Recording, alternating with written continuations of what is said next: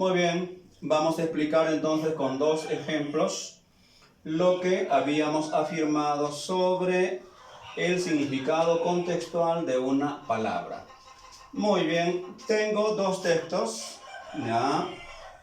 Está conformado por una sola idea, por una sola oración.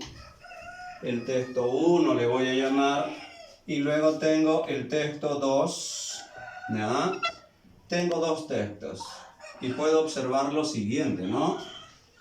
De que en el texto hay una palabra destacada, hay una palabra subrayada diferente a las demás. Esta está subrayada y las otras no. Muy bien, dice: anoche me atacó un perro. Fue una cosa espantosa. Entonces, lo que pretende el ejercicio de comprensión lectora es que tú puedas deducir, puedas inferir el significado de esta palabra, ojo, teniendo en cuenta las alternativas. ¿Ya? Me presenta el ejercicio 5 alternativas: experimento, acto, sensación, experiencia, situación.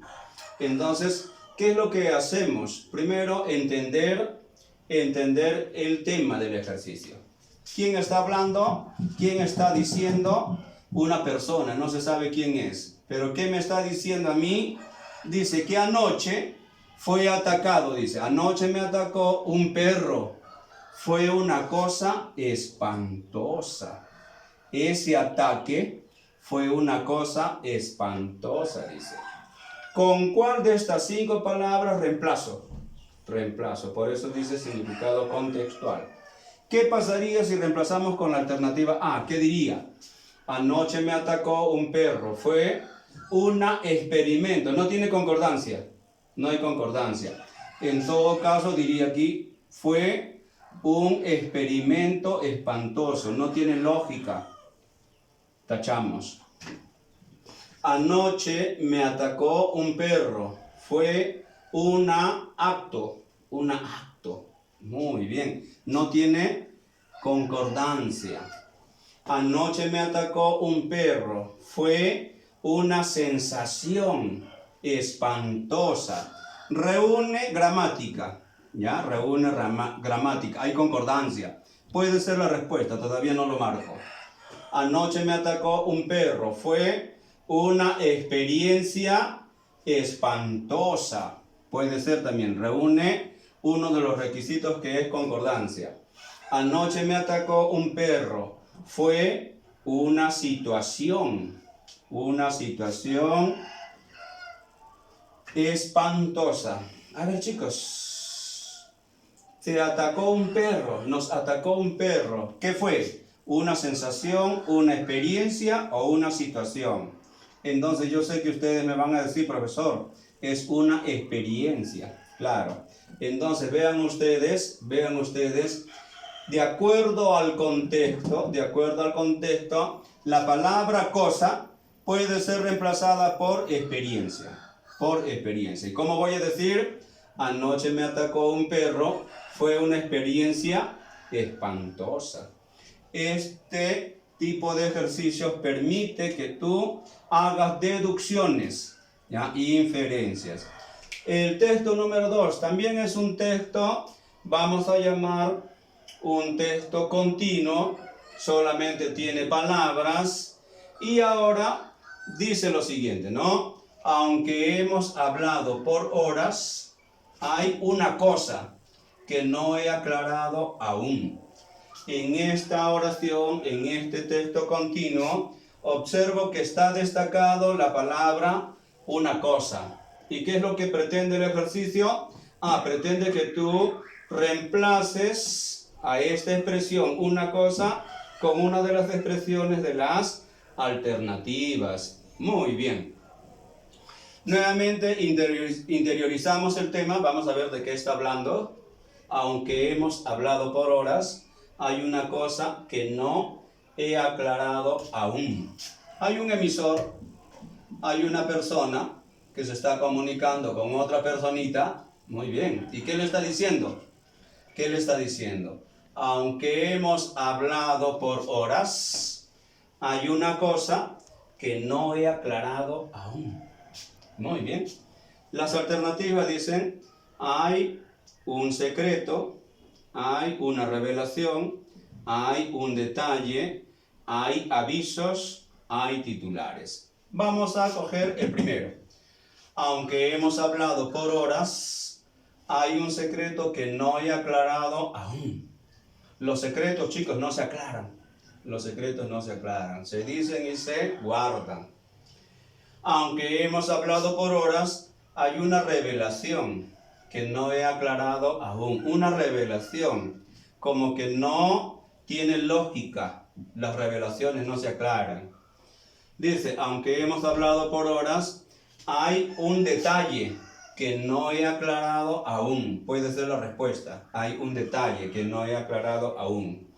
Aunque hemos hablado por horas, hay avisos que no he aclarado aún. Hay avisos que no he aclarado aún.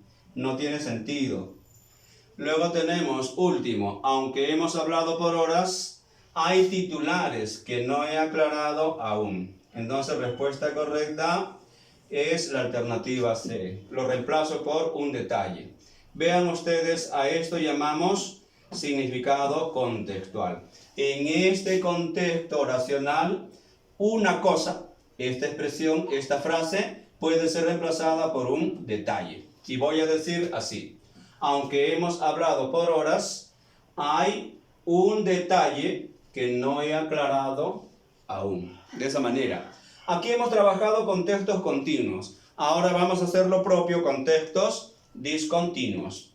Vamos a utilizar la tecnología para poder explicar este texto discontinuo y poder reforzar lo que estamos aprendiendo sobre el significado contextual de una palabra.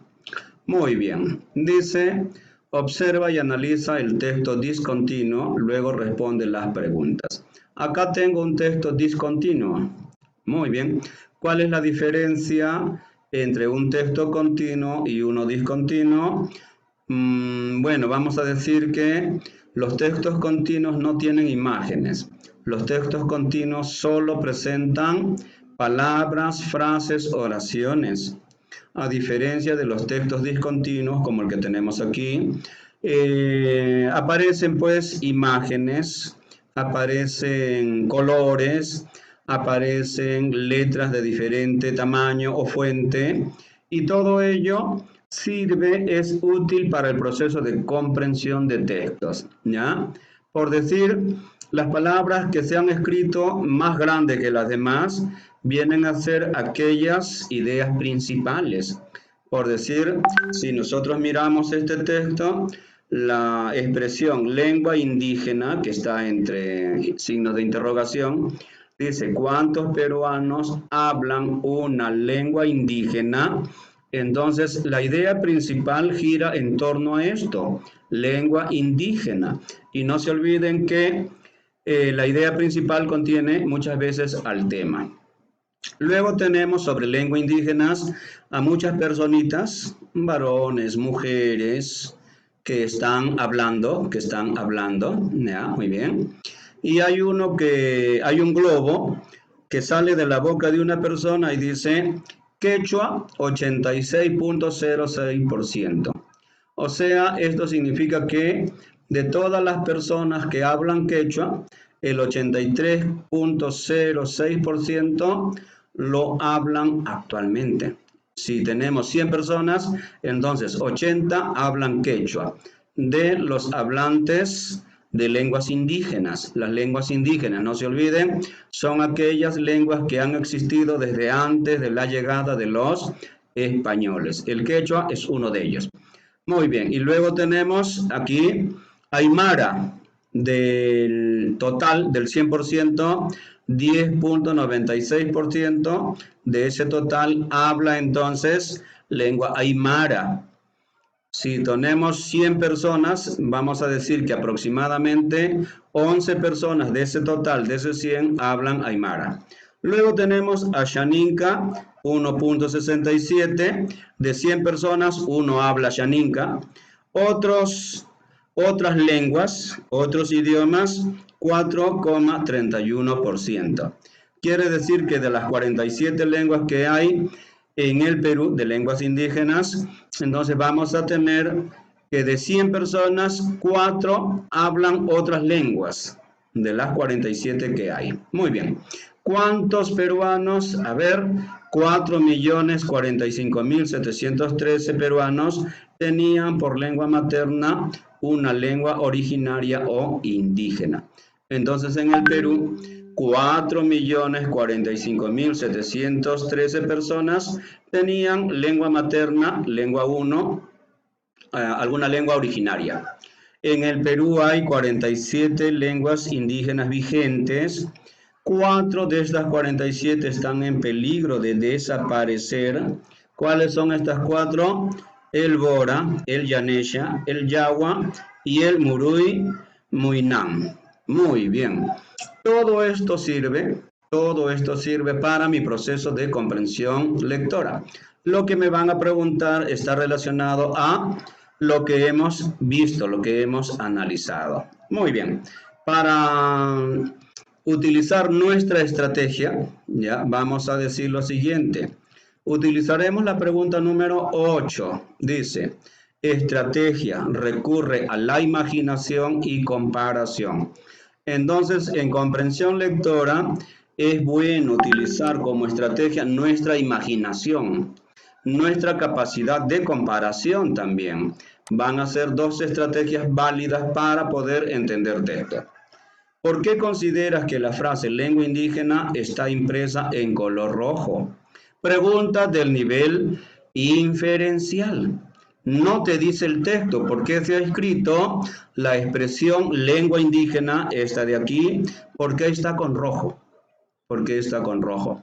Entonces vean ustedes, esta es una pregunta del nivel inferencial, por lo tanto usemos nuestra imaginación. ¿Por qué esta palabrita, esta expresión, esta frase se escribió con rojo?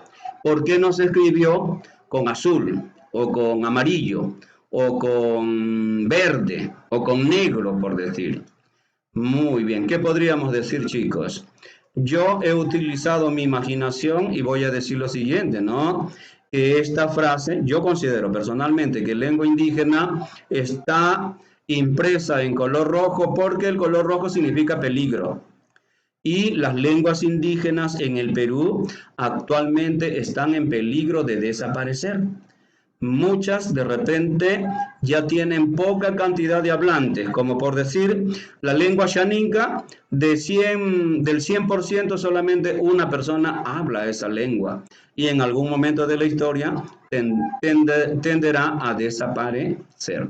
Entonces esa es la explicación, esa es la imaginación que yo he dado al responder esta pregunta del nivel inferencial. No me lo dice el texto, pero yo lo tengo que sacar por los datos, por las pistas que me da el texto.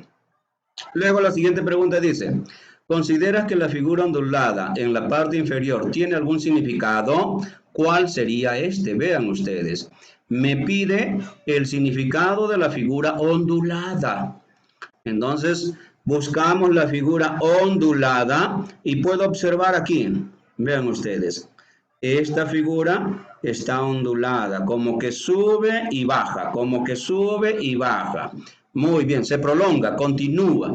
Entonces, la pregunta del nivel inferencial dice, ¿no? ¿Consideras tú que la figura ondulada en la parte inferior tiene algún significado? ¿Cuál sería?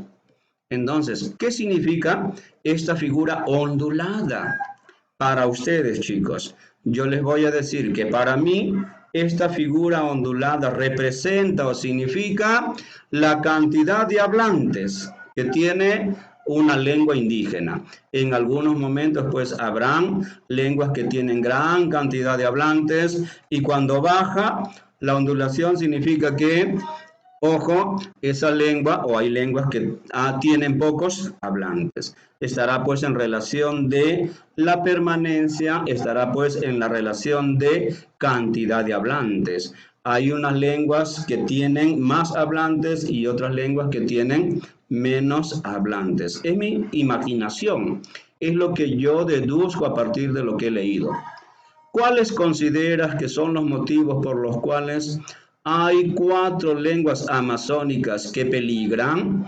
Dicho en otras palabras, ¿por qué estas 4 lenguas, el Bora, el Yanesha, el Yagua, el Murui Muinam, por qué están en peligro de desaparecer?